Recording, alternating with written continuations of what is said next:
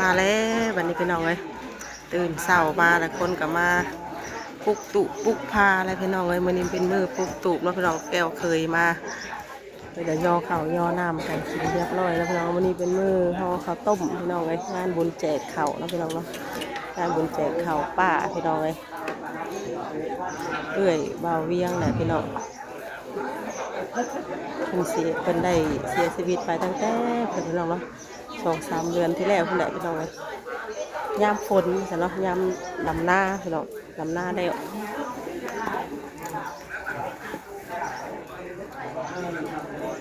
กับทักทายสบายดีอีกเทื่อเด้อเนาะทุกคน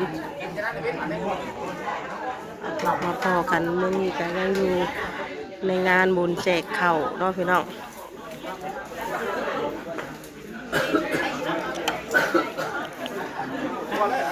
ทำชั้นกินเป็นการทำด้วยกันจดได้เนี่ยว่าชื่อทางการตั้งเฉย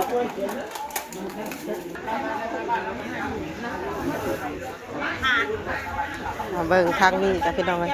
หมอเข่าตรวจพอสวยรับจักเลยพอสวยรับจักหัวเข่าฮะเนี่ยฮะกันเกยแล้วกินเลยเป็นที่หนึ่งอีกว่าหรือว่าโจ๊กก่อนบ่ฮะโอ้ยฮันมาอีกเนาะ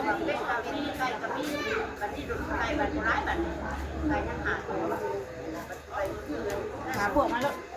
หาพวกก๊อบโอเคบ่ชุกบ่หรือไงนี่น่ะนี่เด้เตรียมแล้วเกยแล้วชุกเรียบร้อยแล้วกันจัดการเลยเตรียม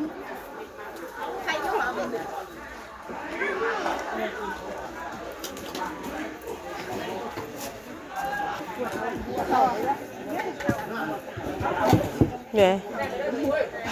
เข่าแต่ว่านี่จะเคยเป็นปะท่อนนี้วะ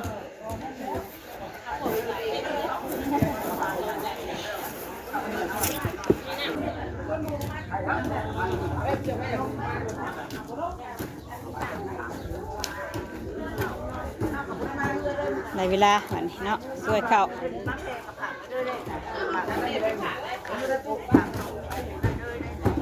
ตักใส่ได้หรือเปล่าเฮ้ยเด็กเพิ่นเอาข้าวมาดำเลย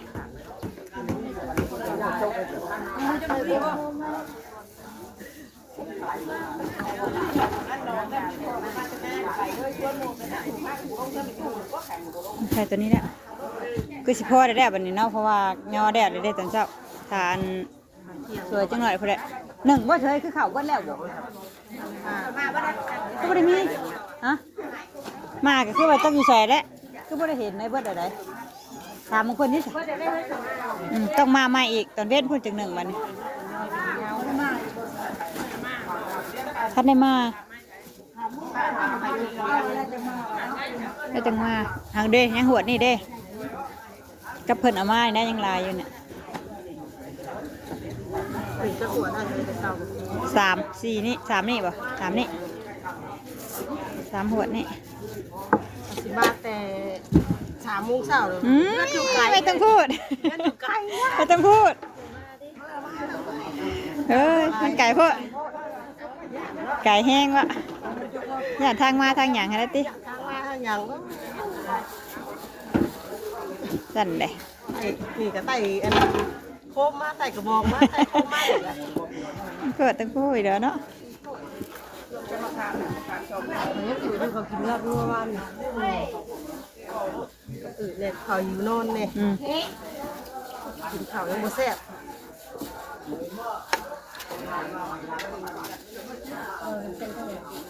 เอาออกใช่ตัวใดมันนั่นกะ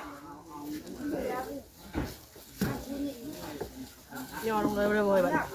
ย่อได้กะสบายย่อได้กะย่อไม่ว่ายังแล้วอันนี้ย่อซอยแล้ว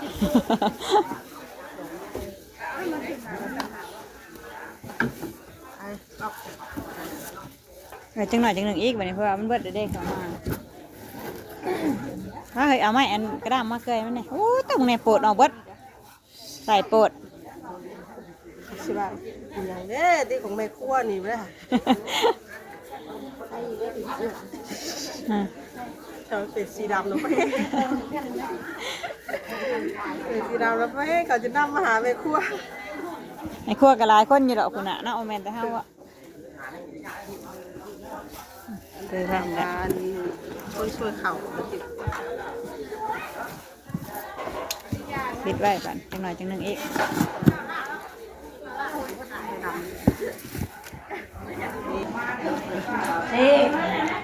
ทางนี้ห่อข้าวต้มก็แล้วอะไรกินเลยไปถาข้าวเนาะข้าวบ่แซ่บ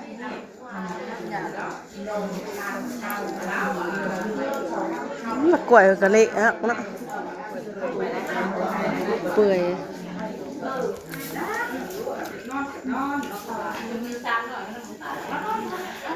ห่อข้าวต้มกระตับพี่น้องเลยครับซอยกันห่อข้าวต้มผู้ละโคมผู้ละไรหลายคนทางนอกคนกะทางตุก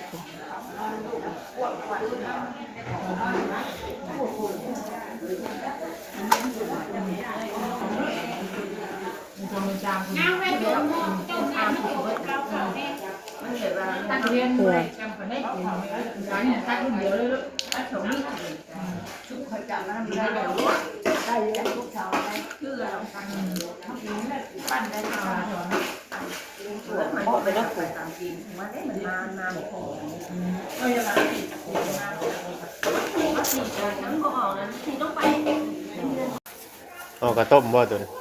เออก ระต้มในทั่ว ในทัว เอ้าเมื่อกี้นี่คือว่าเห็นต้มในทั่วอยู่น้ำหมอน้ำน่อง มันบ่หลายเฮาเด็ด ย่าอันนี้ไม่ได้ต้มโบกในผัว ต้มข่อยต้มเรียบร้อย ต้มแล้ว ต้มได้จักได้ลายใหญ่นี่อันนายน้อยนี่ได้แม่ต้มนะนี่ อ๋อต้มแล้วนี่ ต้มแล้ว ต้มแล้วคุยแล้ว เฮาต้มสุกง่ายน่ะ อ๋อ อันนี้เนาะ อ๋อคำก้อนเฮาสิห่อกระต้มเฮาต้องต้มก่อนบ่ในครัว ต้มก็ต้มชุกง่ายเฮาต้มมันนั้นชุก อืม โอเคเฮา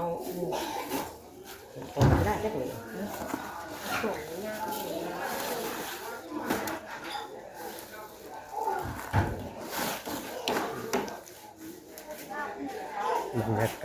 บรรยากาศภายในงานบุญตอนนี้ก็คนก็เลิกเมื่อบ่แล้วคุณเนี่ยอันนี้มื้อนี้คือว่ามื้อกลางเตะกลางเต้นกลางเต้นเฮ็ดอยู่เฮ็ดกินเตรียมเนี่ยอยู่ในกินเตรียมห่อข้าวต้มมือห่อข้าวต้มพี่น้องกันเนาะมื้อนี้มือห่อข้าวต้มมืออันนั้นก็เอาก็สิได้จัดงานอีกนู่นนั่นนี่ก็สิเป็นมื้ออื่นพุ่นแหละเป็นมื้ออื่น อันนี้เมื่อกี้นี่ย่อเข่าเลยบริษัทคลิปให้ FC พี่น้องเบิ่งนี่เป็นช่องของแม่น้องบิวตี้เด้อพี่น้องก็เลยตอนแรงคนก็สิเริ่มมาห่อกระต้มแล้วก็ตอนแรงก็สิเริ่มมีเข้ามาหลายยังชงกาแฟกินก่อนเนาะพลังก่อนกูทั้งน้องวิดีก็นอนหัวสั่นเงียบๆสบายดีก่อนเนี่ยน้องกิบกันเป็นไข่จมูกกันลังกี้อยู่ใช่จ้ะเอื้อยโรงเรียนนะบ่เฮ้ย ไปแล้ว ไปแล้วบ่ กินแล้วก็ยกนอกคนเดียวคงเดียวแค่สาวพันอะไรอย่างนะกินแล้วก็ให้คืนมีคนหายใจยาก เฮ้ยอันไปหน้าน้ำมันเขาไปกินเนี่ย แม่น เอาให้กินด้วยสิวะอยู่ข้าวบ่ได้ก็ให้กินได้ปานใด เอากับที่ดูดกินน้ำมันนั่นเนาะกับเพิ่นเลยนั่น ได้ว่าคือว่าสบาย ติดหนักติดคออยู่เลยหลายแล้วไปแล้วไปเวียนแล้วนั่นเลยว่าพ่อไปไล่ก็ไปว่า ไปไล่ยาไม่มีหรอกให้เบาเนี่ยไข่ว่าไก่เข่า เพิ่นว่าเขาติดที่นั่นเขาหายใจมอนเป็นวัดเด้เป็นวัด เอาแบบกิน เขาน่ะเป็นเรือนเลยเขาน่ะเนี่ยเป็นเรือนเลย เจ้าขานุ่มเลย ทำเข่าเนี้ย ทำเข่าดิคนเป็นเข่ากัน ทำเข่า เสด็จบะได้ยินเห็น จบในบ้านนี่เลยอย่างเลยเพื่อนยามีมาม่าเอามา อันน่ะเวียงแม่จันแต่งกูน่ะมาม่ามันนั่นบอกนี่นะบอก แล้วน่ะจบในบ้านนี่มันว่าเพื่อนยามีมาม่า มันมีใครคุยอ่ะมันมีงานที่ที่ตัวเนี่ยไอ้พวกที่มาม่าพวกมาโมโตโมเตียมันโตมันเมื่อเราเมื่อคนเขาพวกเขาเป็นโดนมันเข้าเนี่ยแล้ว คืนนี่ว่า มันโตอีกโลกเลยยังไม่ได้เมนง่ายคือนี่รับออกไปว่าเราเปลี่ยนไปแต่หมกเงินสี่ล้านของล้านมันล้านนึงของเราไปหาล้านมันเรื่อยด้วยเกิดปลาหมี่เรื่อยเรียนดีทุกอย่างเลยอันของวาเตียงอันนี้ของวาเตียงล้านนึงของเรื่อยนั่นน่ะสี่ล้าน ได้ง่ายแล้วเลยน้องหลงนี่ เห็นหัวล่างนี่บอกไปมีตีว่าแต่ไทยไม่ได้ไม่เห็นว่าหัว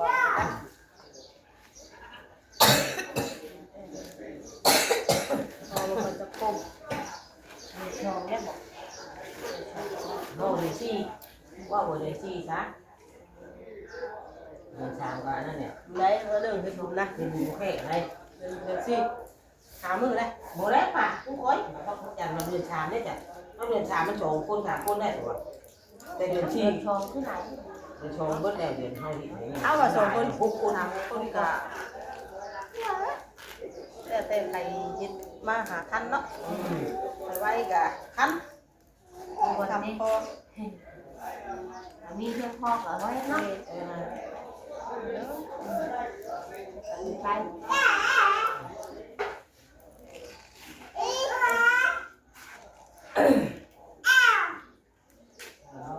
ป่านนี้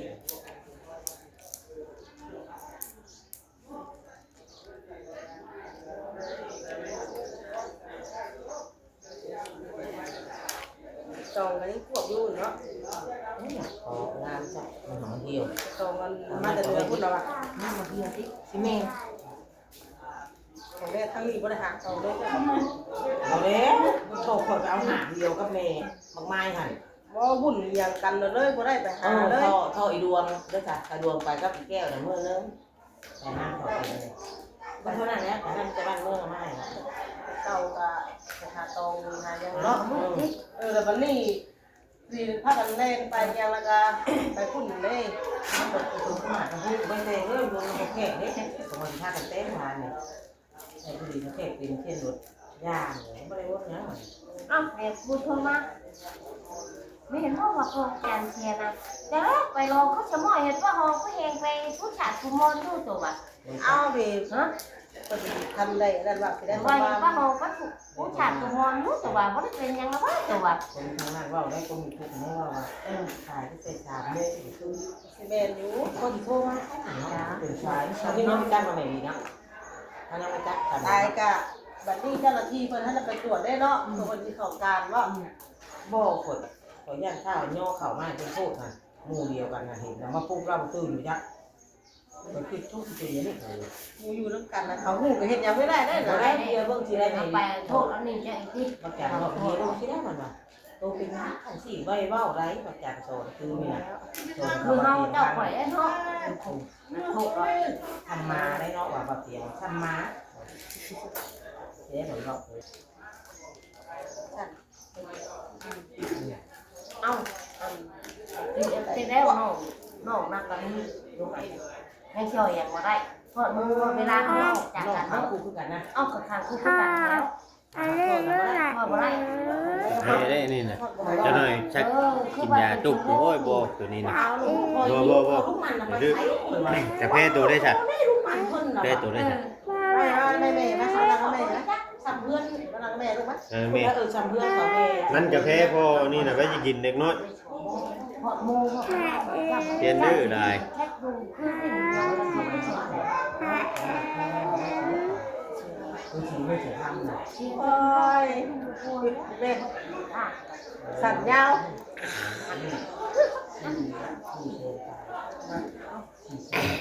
โอ้ยได้สัก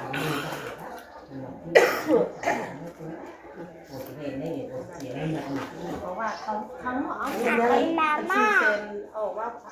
ผัวชื่อฉันไม่ออกเลยเจ้าอย่าเอาเมื่อบ้านเมื่อยางนั่น4 เซนน่ะให้เมีย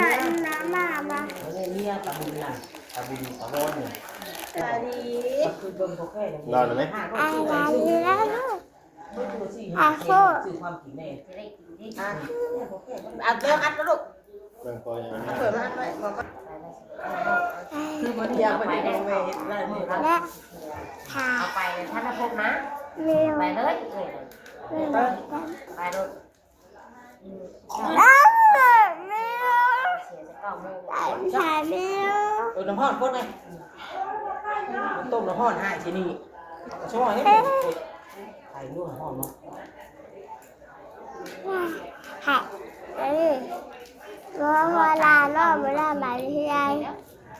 ยัง เพราะว่า ว่าบางเฮียนบ่มื้อนี้น่ะเป็นยังจะบ่ได้บางเฮียนน่ะฮะผู้ไปบุญผู้วิวน่ะแบบนี้น่ะ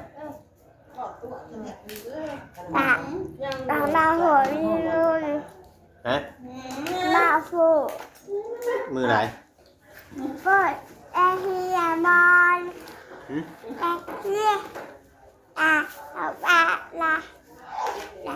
นี่มาเบาข้างหลังมาดูเบิ่งไว้แต่เบาข้างหลังมาดูกับโบเห็นหน้าเด้ ผู้ไปเว้าทางหน้าไป นะ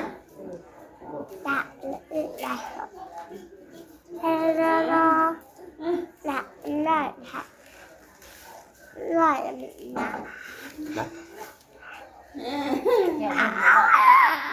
เห็นแล้วดิ ฮะ กินคนตายก็แก่ จะไปลงยาย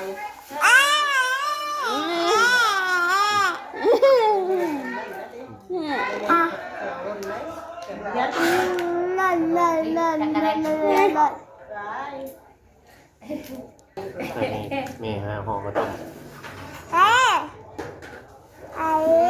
มาดิข้าวต้มข้าวต้มน้ำแม่เด้อ ห่อก็ต้องเบิ่งเด้อบัดนี้เฮ้ย จะมึงกันบ่ใช้แต่ว่าจะชาชามองเขาไหนบ่คือไปน้องไปทุ่งบ่เขาหมากนะ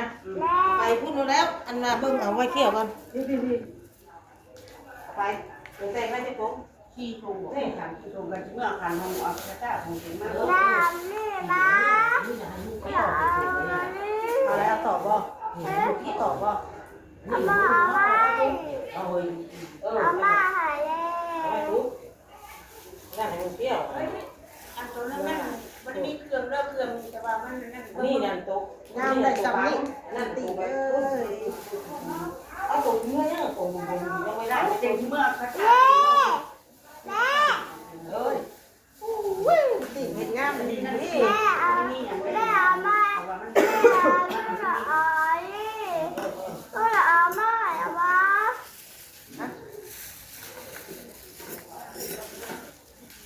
อยากเฮ็ดพวกเพิ่น เป็นบ่นะเฮียนบ้าน ตีก็อยากห่ออันต้มไข่ปลาเด็กกินนะเอาไปทำปลาเด็กไปใช้เลยฮะ ไปไหน ก็เลยเป็นพี พวกเป็นยังไง ปลาเด็กเป็นพีนะ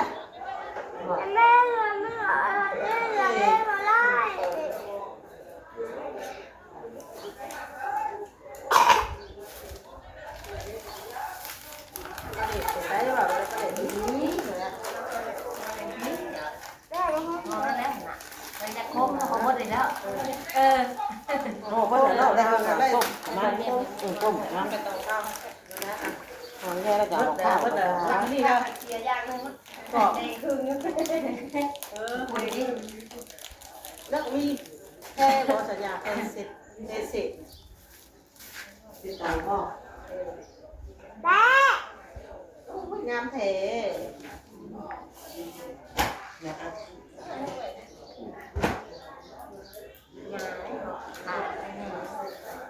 จะต้มเอาออกไปแบ่งไปขึ้นเลย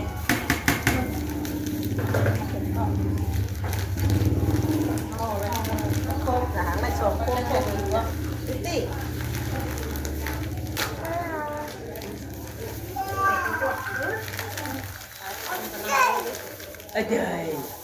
เจย อย่ามาพอหน่อยเดี๋ยวใส่บาตรหมอนี่พอไว้เลยนี่ เอาไว้ใช้อันนี้บริเวณกันนะมันติด บอก โอ้ยไม่ยากเลยนะโมได้ติดมาหัก เดี๋ยวเราตัวมา ไปเลยเว้ยตัวมือเนี่ยมาให้รถมาฮัลโหลจักเมื่อเดี๋ยวมึงปะเขาหันนี่นี่นะแกเห็นยังน่ะ เลยโอ้ยกำลังหาโมงนั่นจะทำอย่าง ไปยังรักษามาไม่ปวด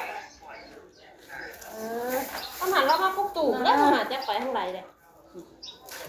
เมื่อเดี๋ยวปะ เออตาเนี่ย ถามนักวันเอ็นว่าเออไปกินละหมาดก็หรือไปละหมาดคือไป คุยได้กันหรือวิวบอกลูกอ่ะ ส่งมาม่าเงินยาแต่ว่านี่แหละนี่นะเพราะว่าไม่ยากับโบยุไม่ยาไปแล้ววัดจะมาไม่ใส่ ยานะ เงินยามีมาม่ามันว่าเงินยามีมาม่า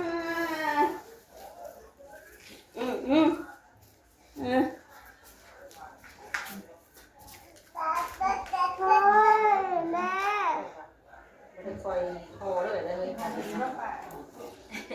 อยห่อเลยจะห่อกินแล้วเบื่อน้ำซ่านหรือว่าได้เลย จริงๆเห็ดใส่ด้วยนะ ทำมันได้ว่าโอ้ทำเค็มเค็มดีแล้ว ยังไงอยู่เพื่อนจู่อีกแล้วต้นเนี่ย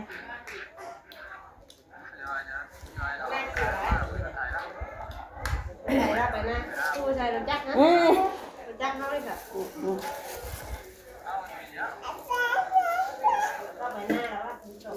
ไหนมาคุณมันออกนอกคุณยังว่าบอก อยู่เนี่ย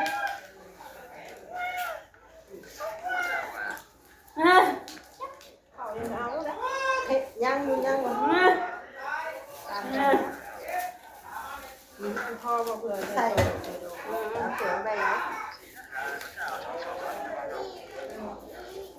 โตอีกมือ11โตเลยมือ13ชมชมทุกอย่างเลย เงินมาใช้ งานจะมาโต นั่นก็ไป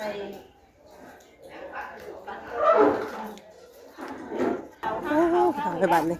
มาเบิ่ง งานกะหาเงินชื่อคิม หมอข้าวต้มโอ้ย ชื่อว่าให้ทานเปล่าด้วยเรืออะไร ต้มสองหม้อบ้ากไง